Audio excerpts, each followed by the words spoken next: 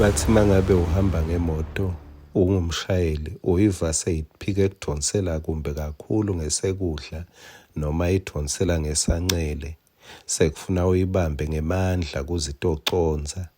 Bathi kufuneka uyokwenta nakule kuthiwa i-alignment. Lokusho ukuthi kukhona lekumele kuconziswe la ngekhathi kuyo. Awuyi kuhulumende uthi hey ngicela nitolungisa umgwaco. Usala ushona le ngesanxele noma ngesekudla ngoba imoto yami ayisakhona ukuhamba kahle kulomgwaco.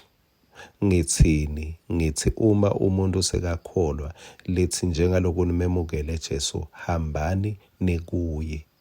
Mangabe khona la sewuva khona athi hey uyathi kunezinto letingaconzi akukamele uyoshintsha livi litohambisana nawe, kepha kumele kuthi impilo yakho ishintshe ihambisane nelivi la uNkulunkulu utawukhona kuthola kuphumula. Singwa sakavuka udle nasi nalamhla sisithola encwadzini yabaseGalatia sahluko 2 sifunze verse 20. Ngakho-ke mine angisaphili kodwa nguKristu lophila kimi. Nale mpilo lengiyiphilako kulomtimba ngiyiphila ngekukholwa indvodzana yaNkulunkulu leyangitsanza yatinikela yona mathupha esikhundleni sami. Kuthiwa impilo yekukholwa yimpilo yesivumo.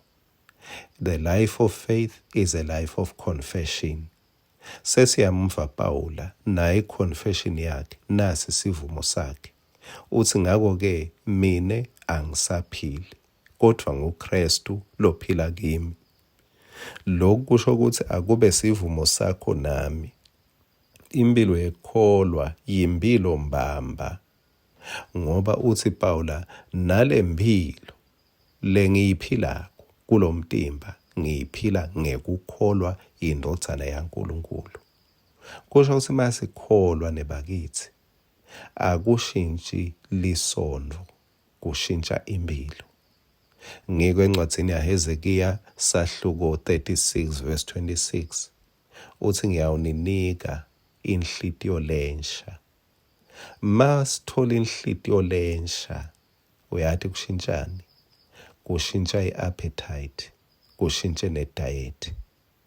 Khumbula Nebuchadnezzar washintshwa inhlitiyo, kwashintsha i-diet yakhe ngoba ne-appetite yashintsha. Ungamlethela liphalishi Nebuchadnezzar kule minyaka lengu-7 ashintshwe inhlitiyo bekalibuka nje liphalishi. Ungamtshela Nebuchadnezzar ukuthi hey bani bemukela timali ngala abeta kubuka nje Nebuchadnezzar ngoba bese kushintshe inhlitiyo. Lokwenta uphike kuxoshana netinto talelive uze ube nemaphelekeqe indzaba isenhlitiyweni. Kani wemukelani?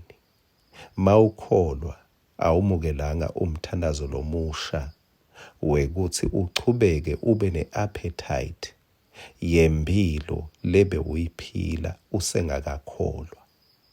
Kepha mawukholwa uthola i-appetite yetinto tasezulwini.